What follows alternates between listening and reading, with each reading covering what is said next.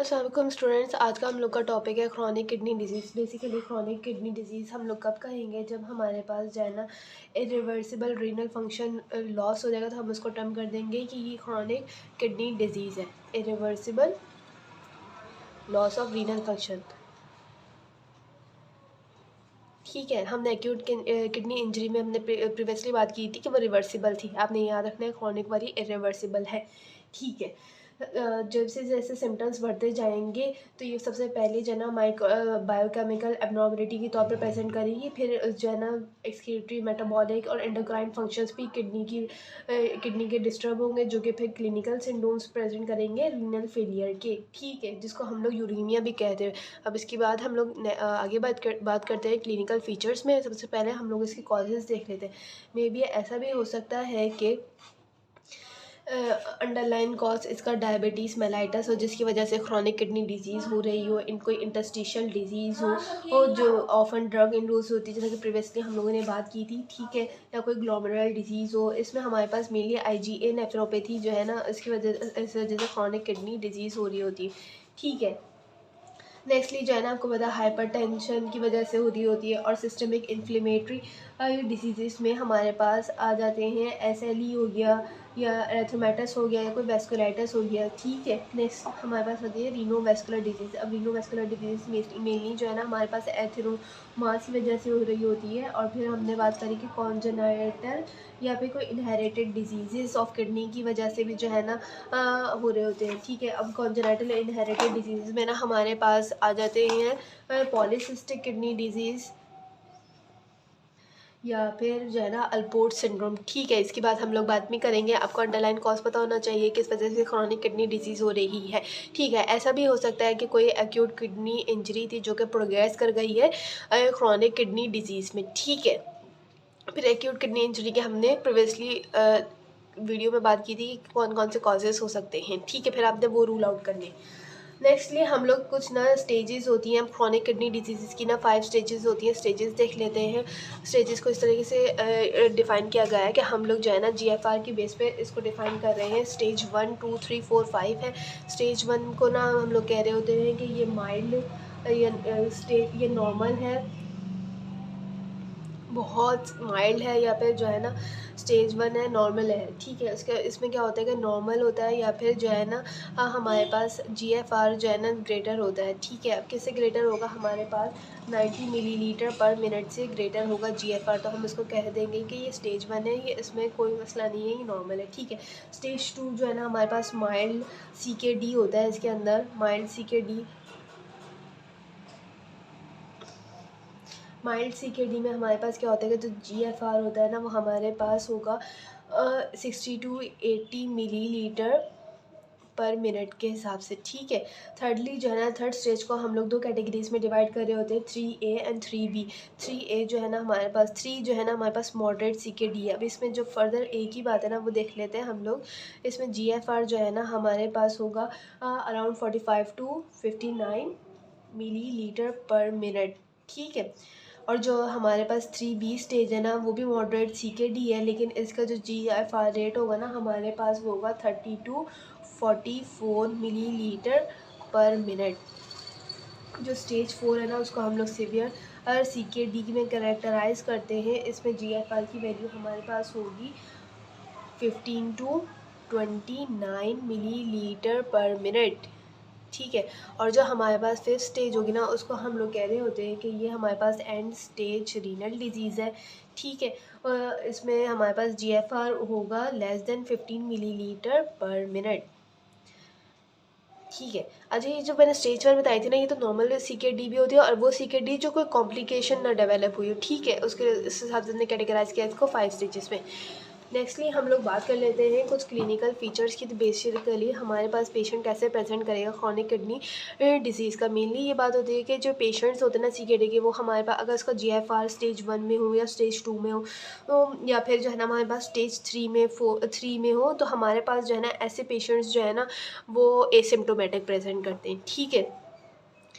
Secondly हमारे पास अगर GFR stage 4 में हो ना पेशेंट, CKD 15 टू मेनली, तब हमारे पास सिम्टम्स प्रेजेंट होना शुरू कर देते हैं इस स्टेज नंबर 4 पे, ठीक है। अब इसमें हम लोग को क्या क्या फ़ीचर्स, क्लिनिकल फ़ीचर्स मिल सकते हैं। हम लोग को सबसे पहले जो है ना नॉक्टूरिया मिलता है, मतलब कि यूरिन की जो कंसंट्रेशन है ना नाइट में बढ़ जाती है, नॉक्टूरिया मिलता है हम लोग को। और फिर जो है ना जब हमारे पास 15 to 20 से भी कम हो जाती है ना मिलीलीटर पर मिनट से 15 से 20 से भी कम हो जाएगी हमारे पास, तो हम लोग को मिल सकता है फीवर, मिल सकता है जनरलाइज टायर्डनेस मिल सकती है, फैटीग मिल सकती है, लेथार्जिक मिल सकती है, ब्रेथलेसनेस हो सकती है, रीनल एनीमिया हो सकता है पेशेंट को, और पेशेंट में सफ़र फ्रॉम प्रोराइटिस। ठीक है, वेट लॉस की हिस्ट्री होगी उसकी, एनोरेक्सिया होगा, वोमिटिंग होगी। ठीक है, उसके अलावा जो है ना रेस्पिरेटरी फेलियर में हमारे पास जो है ना रेस्पिरेटरी मेटाबॉलिक एसिडोसिस भी हो सकता है पेशेंट को। और फिर मेटाबॉलिक एसिडोसिस का पेशेंट आपको पता है किस तरीके से प्रेजेंट करता है, उसमें कुछ स्मॉल और ब्रीथिंग भी हो सकती है। ठीक है, अगर बहुत ज़्यादा डेवलप हो गया ना सिवियर फॉर्म ऑफ सीकेडी हो गई, तो हम लोग को उसमें मस्कुलर ट्विचिंग मिल सकती है, फिट्स मिल सकते हैं, सीजर्स हो सकते हैं पेशेंट को, या फिर ड्राउजीनेस, या और फिर लास्ट स्टेज जो है हमारे पास कोमा की है। ठीक है, ये सब क्लिनिकल फीचर्स, लेकिन आपने याद रखना है जब भी हमारे पास ग्लोमेरुलर फिल्ट्रेशन रेट अबव इसकी स्टेज हमारे पास 3 तक होगी, तो हम लोग को पेशेंट एसिम्प्टोमेटिक भी मिल सकता है, ज़रूरी नहीं है कोई फीचर्स ही प्रेजेंट करे। ठीक है, अगर हमारे और जब हमारे पास स्टेज 4 में पेशेंट पहुंच गया, तो हम लोग ये सब फीचर्स है ना प्रोमिनेंट होने लग जाते हैं। ठीक है, नेक्स्ट जो हम लोग बात कर लेते हैं कि हम लोग क्या क्या इन्वेस्टिगेशंस करवाएंगे। इन्वेस्टिगेशंस बहुत ज़रूरी हैं।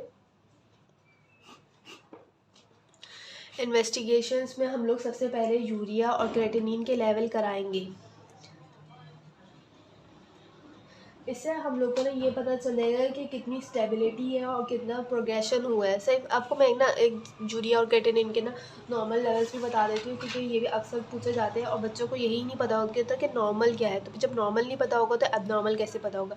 हमारे पास ब्लड यूरिया नाइट्रोजन की जो नॉर्मल वैल्यू होती है ना, वो होती है 70 to 20 मिलीग्राम पर डेसीलीटर। अगर हम लोग सीरम क्रेटिनिन की बात करें, तो सीरम क्रेटिनिन मेल और फीमेल के हिसाब से अलग अलग होता है। अगर हम लोग बात करें सबसे पहले मेल की, तो मेल में जो है ना 0.7 to 1.3 मिलीग्राम पर डेसीलीटर होता है सीरम क्रेटिनिन। और अगर यही बात हम लोग फीमेल में करें, तो सीरम क्रेटिनिन लेवल जो है ना 0.6 से 1.1 मिलीग्राम पर डेसीलीटर नॉर्मल होता है।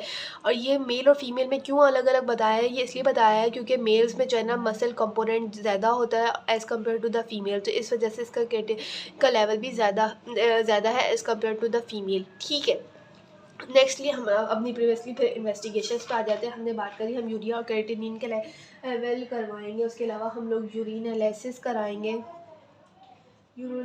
कराएंगे और प्रोटीन यूरिया की क्वांटिफिकेशन कराएंगे, कितना प्रोटीन यूरिया है। ठीक है, इसमें हम लोग जो है हीमोचूरिया को भी कर रहे होते हैं कि हीमोचूरिया आ रहा है, प्रोटीन यूरिया आ रहा है। ये सब ना ग्लोमेरुलर डिजीज़ को ग्लोमेरुलर डिजीज़ का बता रही होती है, अंडरलाइन कॉज कोई ग्लोमेरुलर डिजीज़ तो नहीं है।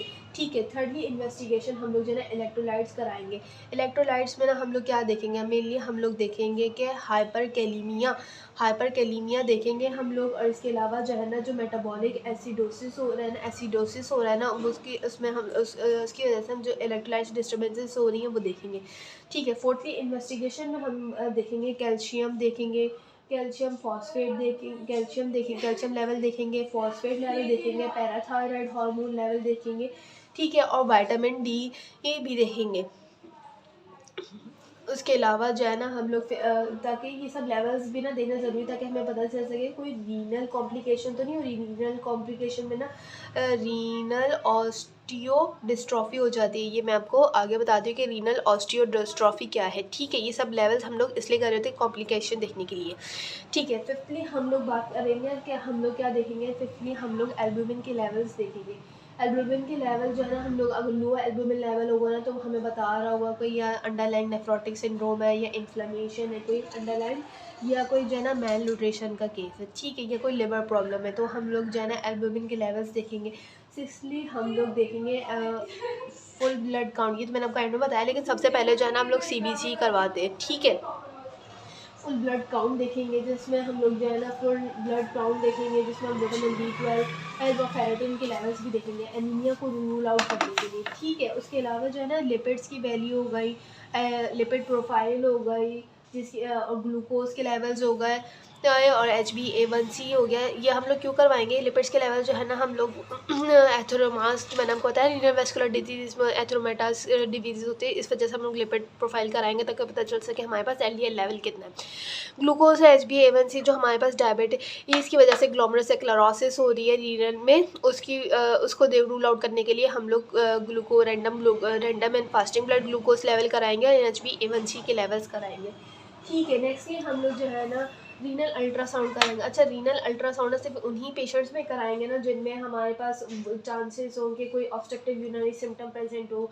ठीक है, कोई फैमिली हिस्ट्री हो पॉलीसिस्टिक किडनी डिजीज़ की, सिर्फ उन्हीं पेशेंट्स में ना हम लोग कराएंगे। ठीक है, उसके अलावा जो है ना hepatitis B, hepatitis HIV serology कराएंगे उन पेशेंट्स में जिनमें हम लोग को नीड होगी रीनल रिप्लेसमेंट की, तो हमें ये सब भी करवाना पड़ेगा। मैं आपको इसके आगे सिग्निफिकेंस बताती हूँ कि क्यों करवा रहे हैं hepatitis and HIV serology, mainly renal transplantation की पैथोलॉजी मालूम करने के लिए। और कुछ अदर टेस्ट कराएंगे और अदर टेस्ट में ना कोई भी अंडरलाइन डिजीज़ है, अगर हमने कहा कि एक्यूट किडनी इंजरी प्रोग्रेस करिए क्रॉनिक किडनी डिजीज़ में रहा तो एक्यूट किडनी इंजरी को इन्वेस्टिगेट करने के लिए क्या अंडरलाइन कॉज है, तो उसके हिसाब से ना परसेप्शन के हिसाब से उसके वो टेस्ट करवाएंगे। ठीक है, मैनेजमेंट की बात कर लेते हैं। मैनेजमेंट में हमारा एम होता है कि हम जो है ना ये 5 चीज़ों को, इन 5 पॉइंट्स को अपने ध्यान में रखेंगे। हमने क्या क्या करना है? फर्स्टली हमने मॉनिटर करना है रीनल फंक्शन को, प्रिवेंट करना है स्लो रीनल डैमेज को, फर्दर प्रोग्रेशन से बचाना है। थर्डली हमने जो कॉम्प्लिकेशंस रीनल फेलियर की वजह से हो रही हैं उनको प्रिवेंट करना है,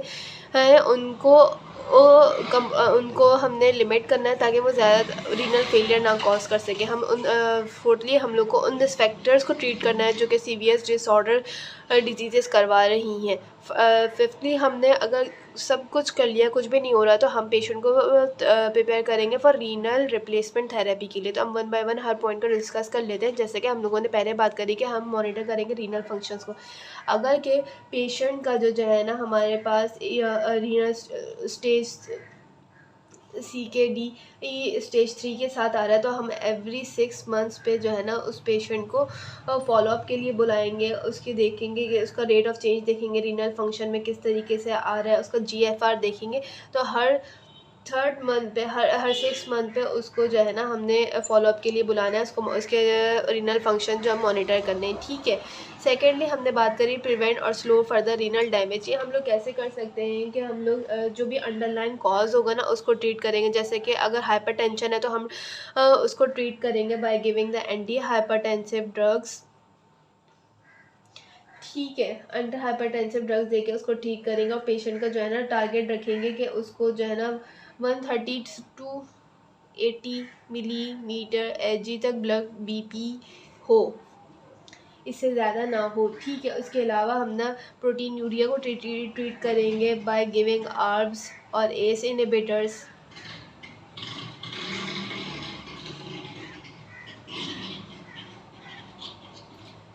ठीक है, थर्डली हम लोग क्या करेंगे, जब हमने बात करी थी ना कि limit complications of the renal failure, हम कॉम्प्लिकेशंस को किस तरीके से प्रिवेंट कर सकते हैं। सबसे बड़ी कॉम्प्लिकेशन तो जो होती है ना फ्लूइड एंड इलेक्ट्रोलाइट का बैलेंस ख़राब हो जाता है, तो हम लोगों ने ना फ्लूइड और इलेक्ट्रोलाइट बैलेंस को ठीक करना है। अगर हमारे पास पोटेशियम के लेवल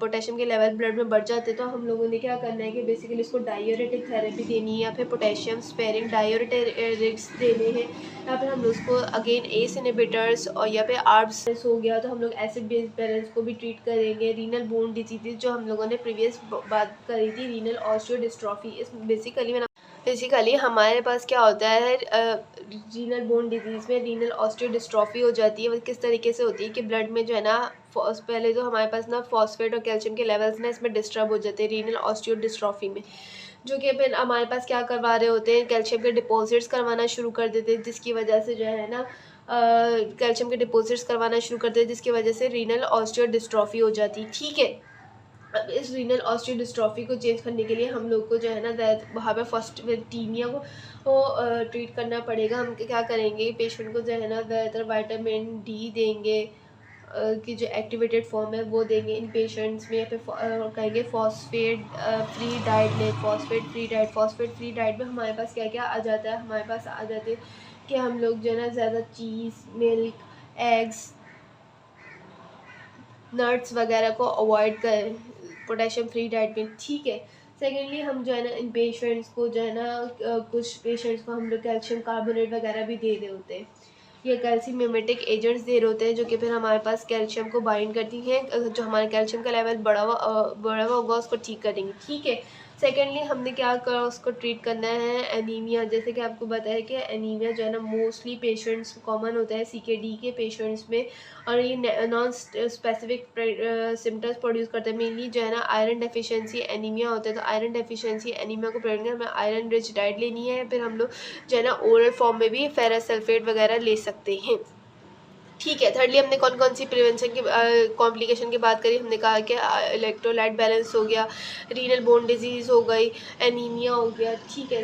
फिर फोर्थली बात पे हमने बात करी risk factor of CVS disease को बात करनी है। अब कौन से रिस्क फैक्टर्स हैं, वही रिस्क फैक्टर्स है CVS डिजीज़ के, जैसे कि डायबिटीज़ हो गया, हाइपरटेंशन हो गया। डायबिटीज़ के लिए आपको बताओ हाइपोग्लाइसेमिक ड्रग्स देते हैं, हाइपरटेंशन के लिए एंटी हाइपरटेंसिव ड्रग्स देते हैं, डायरेटिक्स देते हैं। तो अंडरलाइन कॉज को हम लोगों ने ना ट्रीज करना है, मे बी हाइपरलिपिडीमिया हो इस पेशेंट को, CVS डिजीज, तो हम लोगों ने ना उसको भी प्रिवेंट करना है, ठीक है।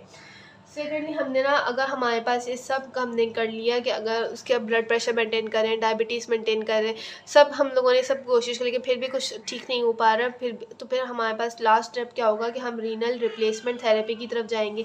और रीनल रिप्लेसमेंट थेरेपी में हम लोगों क्या कर रहे होते हैं, हीमोडायलिसिस कर रहे होते हैं, पेरिटोनियल डायलिसिस कर रहे होते हैं, लास्ट ऑप्शन यही। और इसके अलावा भी फिर भी ठीक ना हो रहा तो हम लोग क्या करेंगे, ट्रांसप्लांटेशन कर देंगे। तो हमने मेनली अपने ना ये 5 पॉइंट्स याद रखने के, हम लोग मैनेजमेंट में ना इन 5 पॉइंट्स पर फोकस कर रहे होते हैं। वैसे तो ये आम सी बात है, लेकिन हमने ये बात याद, डेट्स इट।